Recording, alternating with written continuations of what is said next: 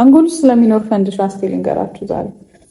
አንጎል ውስጥ ፈንድሻ ኖሮ አይደለም፣ ግን የሕክምና ሰዎች በጣም ነገሮችን በምግብ መመሰል ስለምንወድ ይህ ነገር ፈንድሻ ይመስላል ስለምንል ይሄ እዚህ ጋር የምታዩት ነገር ማለት ነው። መጀመሪያ የማራዩ ሌሉት እችኛዋ ነገር ነጭ የሆነች መሀል ላይ አለችው፣ ከውጭ ደግሞ ጥቁር ነገር አለ።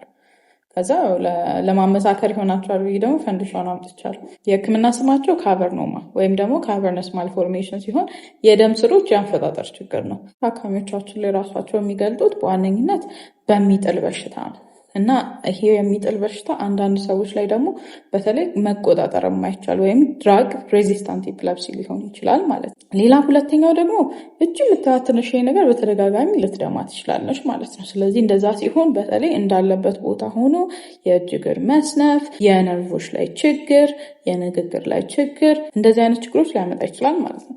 ምንም ምልክት የሌለው ሰው ላይ እንዲህ አይነት ነገር ቢኖር ምንም አናደርግም። አሲምፕቶማቲክ ወይም ኢንሲደንታል ፋይንዲንግስ እንላቸዋለን።